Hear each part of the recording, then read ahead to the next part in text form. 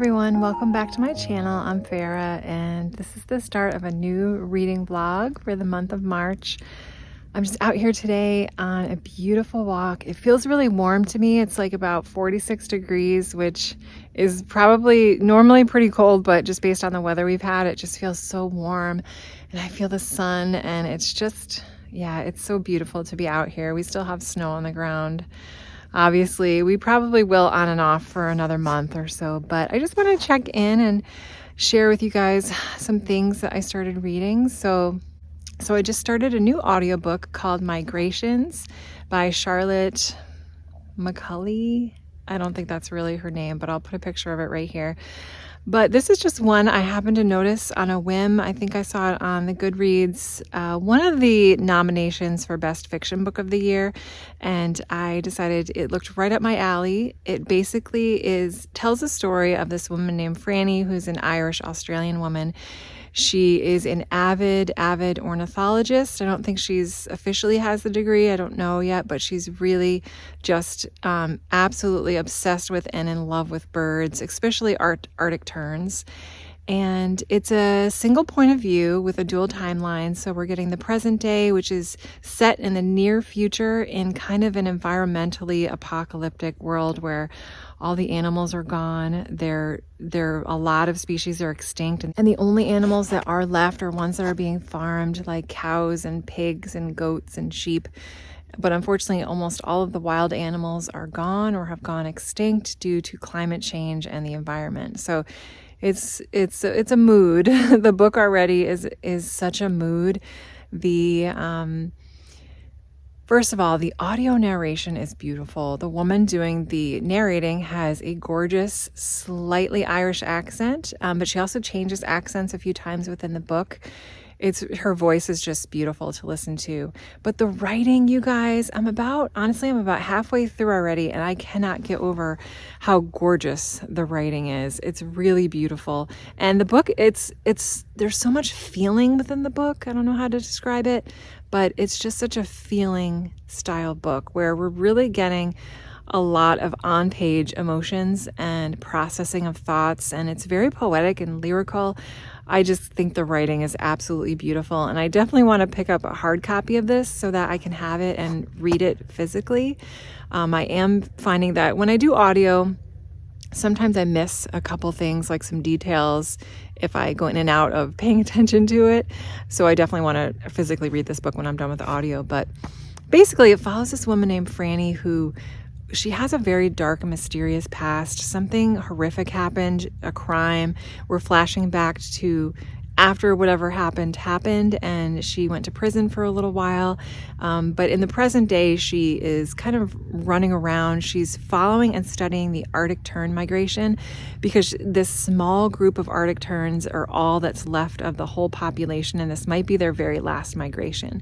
So the story starts out in Greenland, and she ends up finding a way to get onto this fishing boat. So she finds her way onto this fishing boat with a bunch of different characters that we're getting to know, and they all have these interesting pasts, and we're slowly learning about each character, and it's just a really interesting book so far. I haven't read anything like this, especially with such an environmental twist to it, which I really love. And yeah, I'm just dying to know what she did or what she was convicted of. And she has a husband that is kind of mysterious and sort of left behind, and it's just, you just feel so much emotion. For me, I really love the environment. I love nature and I love birds. I actually took an ornithology class with my local college during the pandemic just for fun.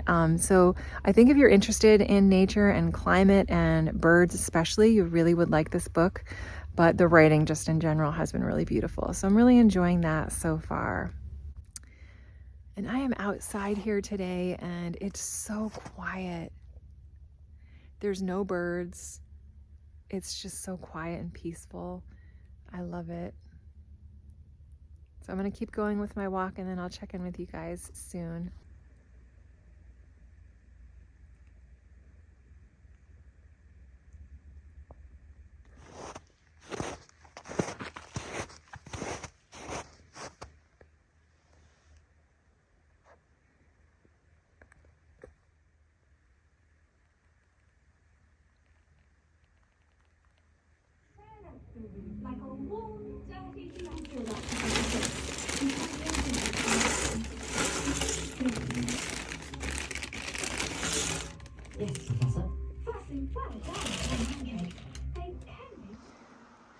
Good morning, everyone. It is a foggy, snowy morning here in early March.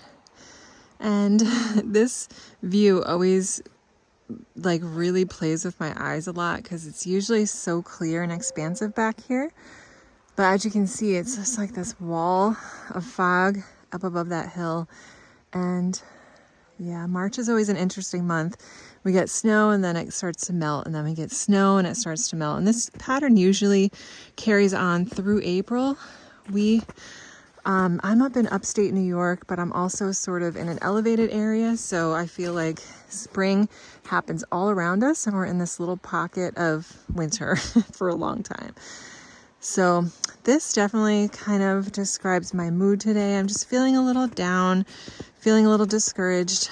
I've been really discouraged with my job lately since the middle of the summer when they did some reorganizing and they switched our roles around a bit. So usually I've been able to be a bit more positive, but just today I'm feeling really blah. Like I just don't want to deal with anything or do anything, but hopefully after my walk, I'll feel a little bit better. I usually do. That's why I walk so much. It really helps with my mood. But excited to get into a few more books, which I'll be sure to share with you guys along the way. It's so quiet back here.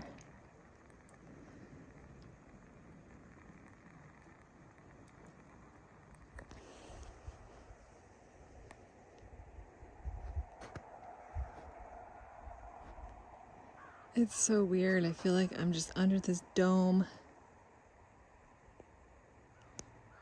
I'm almost done with my walk though, and I'm feeling so much better.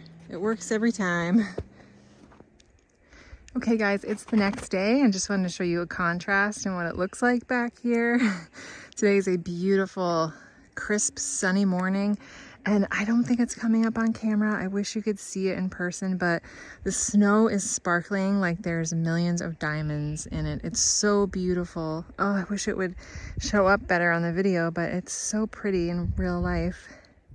So really quickly, I just wanted to mention that I was able to finish my third book in the March series by John Lewis, the third volume. And it was absolutely phenomenal. Like I was so moved by this series, you guys. The ending was perfect. I had tears in my eyes. And what an absolute inspiration and hero John Lewis and the rest of those influential leaders of the civil rights movement were. And each and every person that participated in those nonviolent protests and endured all of that violence and the humiliation that went through it, but while able to maintain this status of nonviolence, was absolutely incredible, absolutely amazing. I was so blown away by this series and I'm so happy I decided to read it. 5 stars easily. If you're ever interested in learning a bit more about the civil rights movement, especially from about 1959 through 65, absolutely incredible. I highly recommend those. So we are getting closer to spring. Spring will officially be here in about 3 weeks, but one thing I'm noticing today as I'm outside for my morning walk is that one of my regular birds, well, not my regular bird, but one of the regular birds here has returned. I can hear it in the background. It's a red-winged blackbird, and this is the first day that I've heard them back. So that's one of my favorite things about March and the beginning of spring is all of the regular birds start coming back. And sometimes you can't see them, but I've learned a lot of their bird songs so I can hear them. And it just makes me so happy. It's like spring is coming, the warmth and the longer daylight is coming back. So really excited about that. Today is Friday, super happy about that. So I'm gonna head back to the house and sign on to work. Hopefully I have a good day today.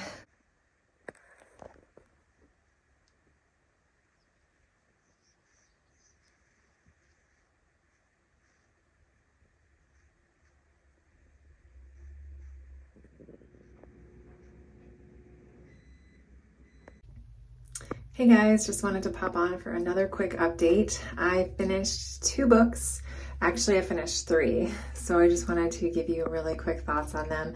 So the first book that I just finished right a few minutes ago was Becoming by Michelle Obama. And I listened to this on audio, and she's the actual narrator. So I had a really great experience reading this. This was a book that's been on my shelf for ages. I borrowed it from my sister, and I almost decided to give it back. I was like, I'm probably never going to get to this. It takes a lot for me to choose a memoir over something a little bit more fun, but ultimately I saw the audio was available through my Libby app, so I picked it up and just wanted to give it a shot. And I loved it. I really loved it. I think listening to it and hearing Michelle narrate and tell her own story was really what brought it up a notch for me and put it into that really sort of engaging, interesting territory. First of all, I couldn't get over how gorgeous the writing was. I'm so impressed with her talents for writing. And the beginning half of the book is really personal. We see so many stories of her growing up and kind of each stage that she went through. And I never realized she went to Princeton and Harvard, and she was a lawyer before all of this. And I really resonated with a lot of things that she was talking about. She grew up with a dad who had MS, and he was often in a wheelchair. And so he had a disability. My father also had a disability. His was more just arthritis, but it was very debilitating for him. And he went through stages in my life where he was in a wheelchair and on crutches. So he was never that like fully able-bodied father. So I really related to a lot of what she talked about with him. I related to her being in a career that she didn't really like, which she was a lawyer, and ultimately she really just didn't love that position. I'm a registered nurse, and I don't ultimately love my position either, so it was kind of just nice to hear somebody in a professional job like that talking about how they put in all this time and effort, had all these student loans, but they really don't like what they're doing, which is very similar to me. So I liked reading about that. And then of course I loved hearing about her and Obama and how they met, and just her stories of raising her kids and her experience of living in the White House and all of these things that she became really passionate about and wanted to truly make a difference about. So disclaimer, I already really liked Michelle Obama, and I, really supported those people, Barack Obama as our president. So I think whatever your political views may be, you may have a different experience reading that. So of course I'm a bit biased to already really liking her, but I really love the book. Ultimately, I just thought the writing was beautiful, and I loved her narration of it. So I gave that 4 stars, 4.5 probably. It wasn't like mind blowing, and I wasn't, crying. So that's why it didn't make it all the way up to a 5-star, but really enjoyed that. And then I also finished Migrations by Charlotte McGanaghy. I think that's her name. This one I actually finished at least a week ago, and that book was beautiful. It was beautiful. I really, really liked it a lot. It was just a book that had so much feeling in it. I felt like, it's hard to explain. Sometimes I feel like I don't articulate my thoughts very well. I think there's people that are really talented in putting thoughts into words and explaining their feelings, but I am just like, I feel things, but sometimes it's hard for me to describe it. But I just felt through so many emotions while reading this. It was just such a mood. Me being someone that's always been really interested in the environment and somebody that loves animals and birds and the science behind all of it, I just liked that part of the story quite a bit. The main character of Franny, she was a little bit hard to connect with. A little bit. I mean, I felt like the author kept her at a little bit of a distance. In some ways, we got into her head so much though, and she just thought and felt so passionately about so many things that after a while it got a little just like too much. I just wanted to shake her and be like, appreciate things, like stop wallowing and wallowing. But ultimately she went through just a childhood trauma which was never resolved, and just had a lot of mental health issues going, which she never got help for, never sought treatment for, and it kind of just got out of her own hands. And it's a mystery at the same time. I have to put my thoughts a little bit together better for the review, but ultimately I gave that probably 4.5 stars. It would have been more I think if I read the book, sometimes there's a case where I think the audio makes it a little bit, I don't know how to say this. The audio narrator had a gorgeous voice, a beautiful speaking voice. She had a slight Irish accent, and she did accent work really beautifully within the novel. She switched between Australian and Irish and American and British, and I thought she did a phenomenal job. But I don't know, like I said, I just didn't feel super connected to our main character, even though the story and the journey itself, I mean, it was beautiful. I really, really liked it. So I gave that 4.5 stars. And then I also started and ended up DNFing a book, which I'm kind of disappointed about. I don't DNF books ever usually, but this one was an ebook from my library and I just couldn't get into it. And this one was called Your End of Life Book Club by Will Schwab, I think is his name. Put a picture of it here. And the premise of this book, I actually didn't really know a ton about it before I picked it up, but we follow the narrator named Will, the author. It's a memoir, it's a story, it's a dedication and a tribute to his mom. And his mom, who was diagnosed with terminal pancreatic cancer. And at the end of her life, during her chemotherapy treatments, they formed their own book club between each other. And so it's a book about books, so we talk a lot about different books and different stories, but it's also a dedication and a tribute to her life. So we're kind of seeing different parts of her life, and she had a really amazing life. She was an ambassador. She was involved in a lot of refugee work, just really a beautiful human doing wonderful things. But ultimately, I didn't know a lot of the books they were talking about, which is a bit different from the reading list. To me, it had a very sad vibe. I mean, we're talking about end of life, and as somebody that already works in healthcare, I'm a nurse, so I work in healthcare 40 plus hours a week.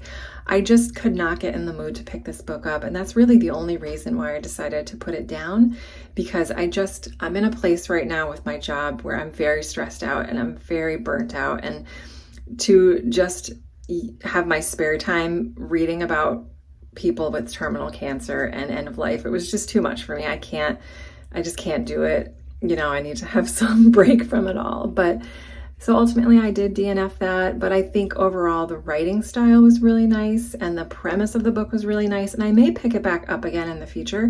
It's just that right now it wasn't a good book for me at this time, but I don't think it was a bad book. I didn't not finish it because it wasn't good. It was really good. It's just that the timing wasn't right for me. So I'm going to pick up a few other things, I think, some lighter things, and go from there. I think I might do another one of those primal, what are they called? The Primal Mating Agency, those weird alien books like I Married a Lizard Man. That was so much fun and campy, so I think I might pick up the next one in that series, just as like a nice light palette cleanser. I have a bunch of things on hold from the library that it should be coming soon, so hopefully I'll have more things to talk about soon.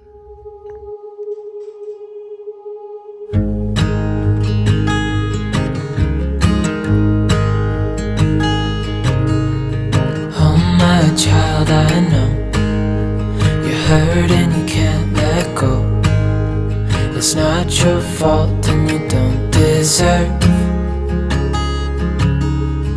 all the bad and the hurt.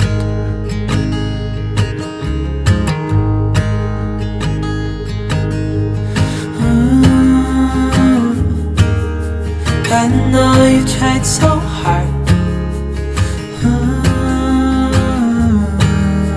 I know you've done your part. It's not fair. You did your time.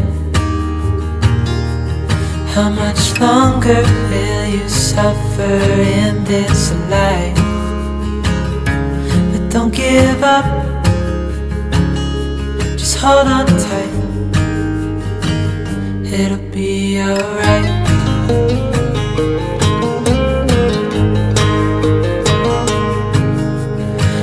Your life you've tried to be a good man inside. Did everything that you thought you should. Didn't seem to do you any good.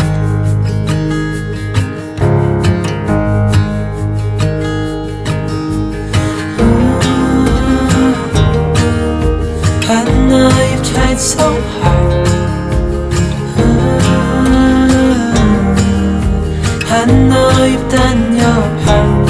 It's not fair. You did your time. How much longer will you suffer in this life? But don't give up. Just hold on tight. It'll be alright.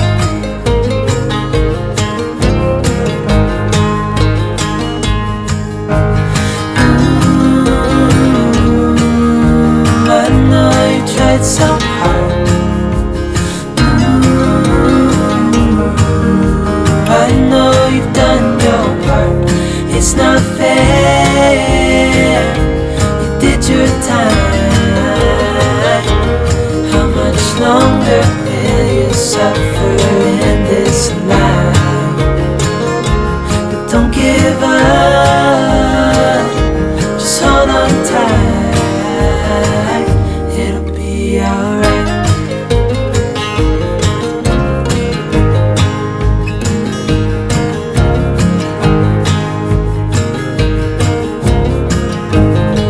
So I'm just going to do a quick update. Sorry, the sun is really bright. So it's so nice out, you guys. I'm in a t-shirt. I don't know if it's just because I was hot from walking, but it is gorgeous out. It is so beautiful. Everything's starting to melt and I can hear the birds and it just feels like spring is coming. I mean, I never get my hopes up until we're into April, but it's getting there pretty soon. The telltale sign for me is hearing those frogs, those little peepers. When they start their mating season right in early spring, it's like the whole woods fills up with this peeping noise. It's so cool. But anyway, yeah, I just want to update you on a couple quick books and just kind of tell you where I'm at in the month. So realistically, it's like March 22nd today. So I've read quite a bit within March. I'm trying to remember where I left off. I did read a really short little novella, which was fun, on Kindle Unlimited, and this was called The Blushing Bounder. And this was a prequel in the Iron Duke series, which I read book 1, The Iron King. I read that a couple months ago. I'll put the link to the vlog there if you're interested, but this was just a really short, quick little backstory into one of the characters that I really liked in that first novel. So this focuses on the wife of Constable Newberry, who is the wife's not featured much, but Constable Newberry is featured a lot in the Iron Duke, and he's described as this huge, like probably 6'5", 6'6", huge guy, really strong, really powerful, redhead. Think Jamie Fraser from Outlander, kind of like that sort of visual is what I'm getting from him. But he's so sweet and kind and just like a cinnamon roll type of guy, like so shy and like blushes easily and just a really sweet guy. But he is a constable, or I think a police officer within the story. So it focuses on a marriage of convenience, and the story is told pretty much from the perspective of his wife, who it's too difficult to get into the complex world building of this, but she has this medical condition and it's a big misunderstanding, and they work it out, and it was really cute. For a short story, I thought it was pretty well done. I don't know if you could read this as a standalone. It probably wouldn't make too much sense, but if you read The Iron Duke and you liked that character, I would definitely recommend this little prequel that they did just to go into his character and backstory a little bit. It was pretty cute, a little rushed, but pretty cute. And then I did also read and finish a really good book that I enjoyed. This one was called The Paris Apartment by Lucy Foley. And I think this was on the Goodreads 2022, so it's a fairly new release. I waited for a little while to get it from the library, and I did read it as an audiobook. So I loved this book, you guys. I really, really enjoyed it. I think I talked last month about A Flicker in the Dark, which was another mystery thriller that I recently read. But this one I really enjoyed a lot more than that one. So, and I think part of the reason why I enjoyed it so much was because I thought that the audio narration was really, really good. It was a multicast audiobook, so we had a different person reading the lines for all the different points of views. So we focus on this character named Jess, who's probably in her early 30s, late 20s. She's from London. And she goes to visit her brother Ben, who lives in Paris. So they both had some traumatic things happen in their childhood, and they were placed in the foster care system. And Ben got adopted by a kind of wealthy family and left Jess behind. The family wouldn't take both of them, so she was kind of passed along a little bit within the foster system. So she had a more difficult life, and his was, a bit more privileged, and he just got lucky. But they did kind of remain somewhat close throughout the years, and something happens with her that we don't really know, that she needs to kind of get out of London fast. She wants to avoid the police. So that's a little bit of a mystery about what's going on with her. So she calls Ben and asks if she can come and visit. And he's like, sure. He did say that it was a really bad time for him, but he couldn't just abandon her. So the book just starts off with her getting to his apartment, and all of a sudden she can't get a hold of Ben anywhere. She doesn't know what happened. She can't get in the building. She's stuck outside at midnight just trying to figure out what to do. But because of her upbringing, she's really developed these great street smarts and kind of skills. So she finds a way to basically break into the apartment. And she gets in there, and she starts to think that things are kind of weird. She doesn't know where he is. It's just not like him. So we switch different perspectives throughout the book, and the stories are told by the other people that live in the apartment. So we have a person named Sophie who's in her early 50s, married to this really wealthy wine connoisseur named Jack. We get her perspective.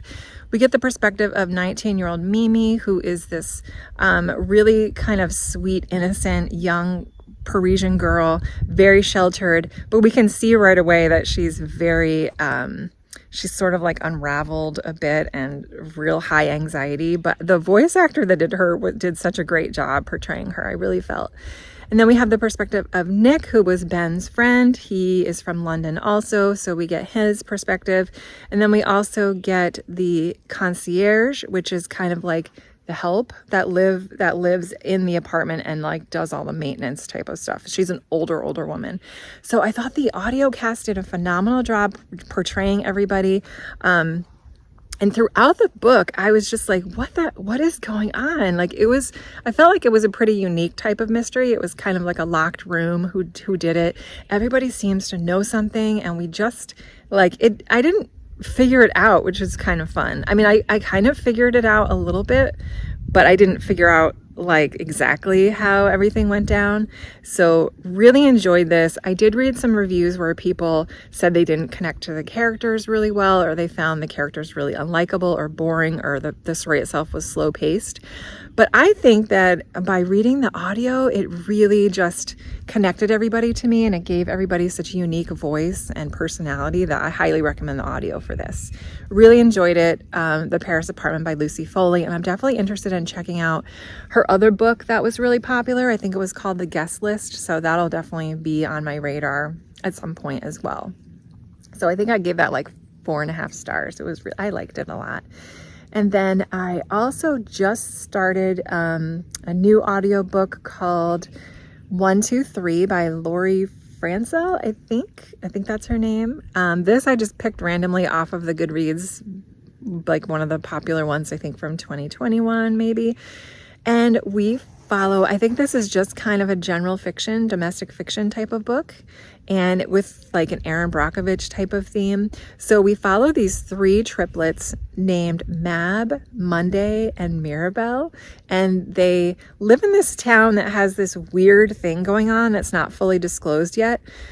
Something happened, I believe, with the water system that led a huge amount of people to develop cancer and birth defects and physical disabilities and things like that. So something weird had happened in the past. And we follow these 3 triplets and their perspective of what's going on. And right away, even though I don't really know a ton about the plot, right away, I love the characters are pretty interesting to me. So we have Mab, who's the first triplet. So they go by nicknames of 1, 2, 3. So Mab is number 1.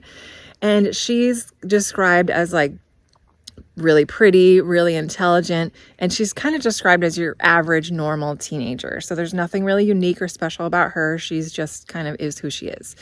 And then we have Monday, who is, I really like her voice narrator, and she is portrayed as a neurodivergent on the spectrum girl, and she just I love how she views the world, and I love her observations and her like distinct preference for the color yellow and for her little like nuances. I really enjoy how her character speaks and how she's being portrayed. She's really interesting to me.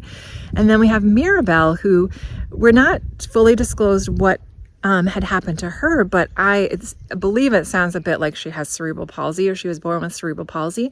So she's confined to a wheelchair, and she's not able to verbalize words. She can verbalize sounds, but we get her inner voice, which is like highly intelligent, thoughtful, empathetic, really insightful. And the narrator that reads her is really interesting as well. So we get we get all three perspectives of what's happening and what's going on. And I think there's some mystery that's going to happen. They're talking about a new family moving in, and nobody ever leaves this town. Nobody ever comes to this town. It's just kind of a mystery. So I'm really enjoying that book so far. The audio I really like.